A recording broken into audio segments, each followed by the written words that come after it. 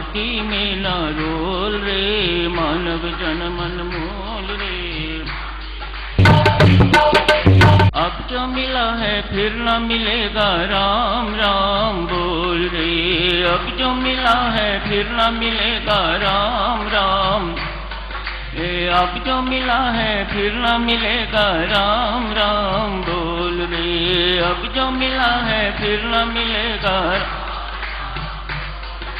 मानव जन्म अनमोल रे, माटी में न रोल रे। मानव जन्म अनमोल रे, माटी में न रोल रे। मानव जन्म अनमोल रे, माटी में न रोल रे। मानव जन्म अनमोल रे। अब जो मिला है फिर न मिलेगा, राम राम बोल रे। अब जो मिला है फिर न मिलेगा, राम राम। अब जो मिला है फिर न मिलेगा, राम राम बोल रे। अब जो मिला है फिर न मिलेगा, राम राम बोल रे। अब जो मिला है फिर न मिलेगा, राम राम बोल रे। मानव जन्म अनमोल, जन्म अनमोल रे, माटी में ना रोल रे। पूज्यपाद स्वामी जी महाराज ने एक और दो मानव जन्म की महत्ता के दो दृष्टांत लिए हैं। दूसरी ओर स्वामी जी महाराज ने ईर्ष्या एवं विषमता का प्रसंग लिया है। ईर्ष्या की चर्चा कर लेते हैं साधुजनों।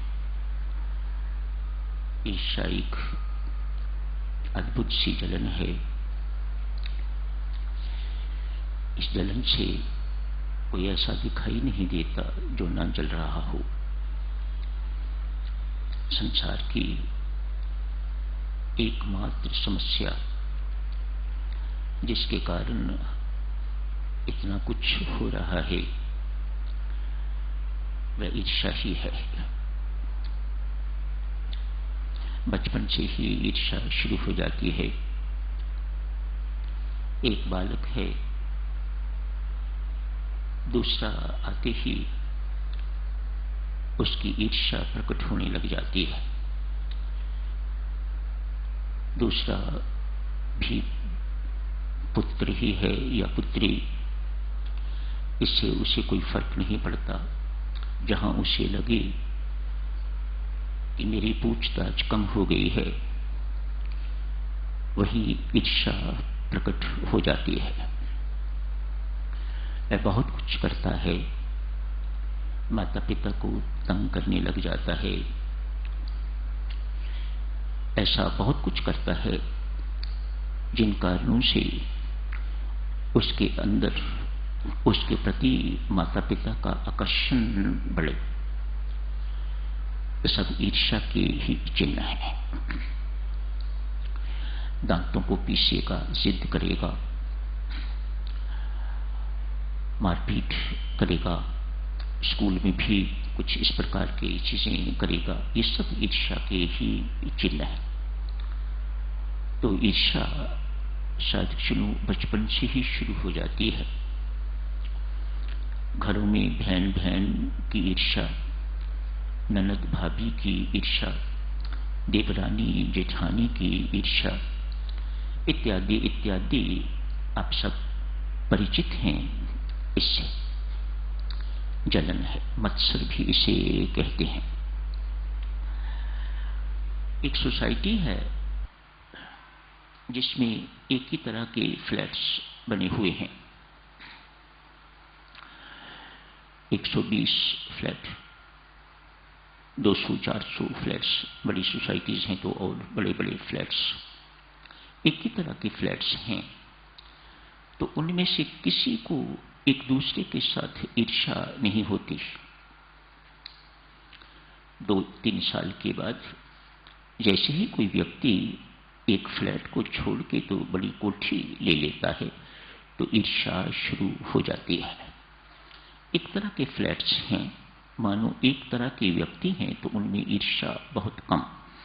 जैसे ही व्यक्ति किसी दूसरे को आगे बढ़ता देखता है, ऊपर चढ़ता देखता है, तो उसके प्रति ईर्ष्या शुरू हो जाती है। स्पष्ट है देवियों सज्जनों, जिसके प्रति आपकी ईर्ष्या है, आप मानो ना मानो, आप मान रहे हो कि वह आपसे आगे है, तभी उसके प्रति आपकी ईर्ष्या है। देखो, इस दुर्गुण से कोई ऐसा नहीं है जो परिचित ना हो, जेलिसी, जलन, लेकिन हर कोई सफर करता है इससे। रामायण जी में ईर्ष्या की तुलना सिंह का राक्षसी से की गई है, और इसी राक्षसी का पुत्र है राहु। इसका सिर अलग है, धड़ अलग है। चाहे कोई ज्ञान मार्गी है, चाहे कोई भक्ति मार्गी है, दोनों में मुख्य बाधा ईर्ष्या। हनुमान जी महाराज बाल्यावस्था में सूर्य को पकड़ने के लिए, निगलने के लिए गए हैं। सूर्य अर्थात प्रकाश, और जहां प्रकाश होगा वहां अंधकार दूर होता है। स्पष्ट है, ज्ञान के लिए हनुमान जी महाराज गए। प्रकाश को निगलना अर्थात ज्ञान को धारण करना, उसको स्वालो करना, वहां राहु मिलता है। ज्ञान के मार्ग में भी बाधा ईर्ष्या। हनुमान जी माता सीता की खोज, भक्ति की खोज के लिए श्रीलंका जाते हैं। सागर पार करना है तो वहां रास्ते में राक्षसी मिलती है सिंह का, जिसका पुत्र वैरा। संत महात्मा इसकी तुलना भी ईर्ष्या से ही करते हैं। क्या करती है ये? जितने जलचर हैं उनको कुछ नहीं कहती है, ये राक्षसी सागर में रहती है। नवचर में जितने, आकाश में जितने उड़ने वाले पंछी हैं, बड़े छोटे इत्यादि, जो भी कोई उड़ता है, उनकी छवि, उनकी छाया जल में देख के तो उनको खींचती है। कैसी ताकत है ईर्ष्या के अंदर। जल में भी बहुत जीव जंतु हैं, लेकिन उन्हें कुछ नहीं कहती, छेड़ती तक नहीं। लेकिन जो नभ में उड़ते हैं, मानो जो ऊपर हैं, जो आगे हैं, उनको खींच के अपनी ओर बेटा खाती है। हनुमान जी के साथ भी जब वो आकाश मार्ग से जा रहे थे श्रीलंका में, तो उनकी छाया जल में देखी तो उन्हें खींचने की कोशिश की।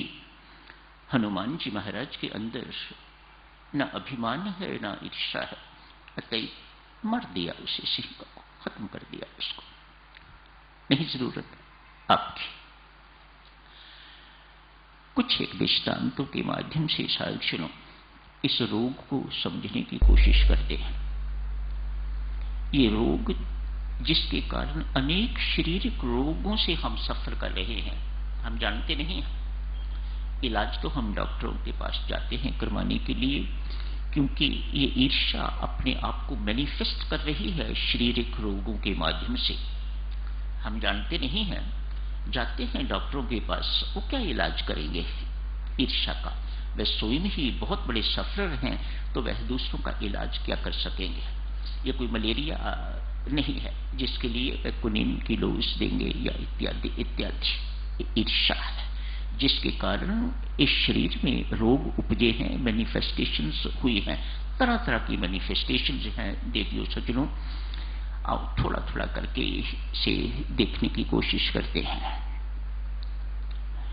चाइना की बात है, दो बहुत बड़े व्यापारी एक ही मार्केट में, एक ही बाजार में, आमने सामने उनकी दो बहुत बड़ी बड़ी दुकानें हैं। पैसे की कोई कमी नहीं, किसी प्रकार की भी कोई कमी नहीं। इसकी कोठी अगर इतनी बड़ी है तो उसकी कोठी भी इससे कम नहीं है। दोनों का आपस में बहुत जोर शोर का मुकाबला है। कोठी भी एक जैसी है, पता लगता है कि इसने नई कार, बड़ी कार खरीद ली है तो ये भी खरीद लेता है, अफोर्ड कर सकता है। दोनों के दोनों व्यापारी आमने सामने हैं, रोगी हैं, अस्वस्थ रहते हैं, अनहैप्पी हैं, सब कुछ होते हुए भी खुश नहीं दिखाई देते,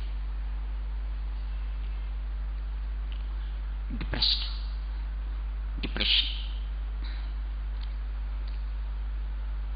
डॉक्टरों के पास जाते हैं, वैसे तो कोई रोग दिखाई नहीं देता, लेकिन फिर भी डॉक्टरों के पास जो गया है वैद्य कुछ ना कुछ तो देते ही हैं। इलाज करा करा के थक गए हैं, रोग दोनों में से किसी का टस से मस नहीं हो रहा। बहुत वर्ष बीत गए, अनेक वर्ष बीत गए दुखी रहते हुए, अनेक वर्ष बीत गए रोगी रहते हुए। किसी ने सजेस्ट किया, अमुक स्थान पर संत कन्फ्यूशियस रहते हैं, चाइनीज संत हैं, बहुत मशहूर संत, उनके पास जाओ, उनके आशीर्वाद से आपको लाभ होगा। दोनों ही गए, जहां एक जाता है दूसरा पीछे पीछे जाता है। ये क्यों जा रहा है वहां पर? ऐसी प्रतिस्पर्धा है उन दोनों में, ऐसा कंपटीशन है दोनों में, फिर ऐसी जलन भी है भीतर भरपूर, खूब जल रहा है एक दूसरे का भीतर। संत महात्मा ने दोनों को पास बिठाया है, पास बिठा के तो समस्याएं सुनी, बोलते जाओ। एक बोलता है तो दूसरा शुरू हो जाता है, वह अपनी बोलता है, ये अपनी बोलता है। संत सुन के तो बहुत सुंदर सुझाव देते हैं, बात सुन ली, समझ गए कि ये क्या कारण है, इनके रोग का, इनके दुखी होने का क्या कारण है। इतना ही कहा, मित्रों एक काम करो, दुकानें तो आपकी वहीं रहेंगी, बहुत बड़ी दुकानें हैं, स्टोर है, इत्यादि इत्यादि, खूब आगे पीछे खूब फैला हुआ है। जो आप दोनों के काउंटर हैं ना, आगे सेल काउंटर जो होते हैं, उनका मुख बदल लो। बड़ा अजीब सा सुझाव है। होता यूं था साधुजनों, वह अपने काउंटर की तरफ कम देखते थे, दूसरे के काउंटर की तरफ, सेल काउंटर की तरफ अधिक देखते थे, और वहां ग्राहक यदि ज्यादा होते थे, अपने से कम भी होते हो, लेकिन दूसरे की चीज, दूसरे की थाली में लड्डू मोटा दिखाई देता है, ज्यादा दिखाई देता है। जलन का कर। जैसे ही उन्होंने ये उपचार किया, बहुत से रोग, शारीरिक मानसिक रोग उनके ठीक हो गए। अपने दुख से दुखी तो व्यक्ति होता ही होता है, लेकिन ईर्ष्या जो दुख देती है वह बड़ा अद्भुत सा है। दूसरों के सुख को देख के दुखी होना, ये ईर्ष्या का स्वभाव है। दूसरों को दुख देके प्रसन्न होना, सुखी होना, ये ईर्ष्या का स्वभाव है। ये ईर्ष्या ऐसे काम करती है। आज एक वृद्धा है, कुबड़ी, उसका कुबड़ निकला हुआ है, बेचारी कठिनाई के साथ बहुत झुक झुक के हाथ में सोटी है लिए हुए चलती है। लोग, बच्चे लोग, जवान लोग उपहास करते हैं, बूढ़ी तो कहते ही कहते हैं, कुबड़ी भी कहते हैं। इस बात को सुन के तो उस वृद्धा को बहुत दुख होता है। समय हो गया है साधुजनों, कल जारी रखेंगे इस चर्चा को, आज यही समाप्त करने की इजाजत दें। धन्यवाद। जब कोई चीज सुनाई जाती है मेरे अपने समेत, मुझे ये अपेक्षा रहती है, जो कुछ सुनते हो यदि अपनाने योग्य है तो उसे अपनाओ, और यदि त्यागने योग्य है तो उसे त्यागने का भरसक प्रयत्न करो। ईर्ष्या ऐसा ही दोष है जो त्यागने योग्य है। हर एक के जीवन में से, हर एक साधक के जीवन में से जिस जिस मात्रा में है देवियों सज्जनों, इसे निकलना चाहिए। ये चैन नहीं लेने देगा। इस संसार में 6 व्यक्ति ऐसे हैं जो सदा दुखी रहते हैं, उन्हें परमात्मा भी चाहने पर सुखी नहीं बना सकता। ईर्ष्यालु उनमें से एक है। कल जारी रखेंगे इस चर्चा को, आज यही समाप्त करने की इजाजत दीजिएगा।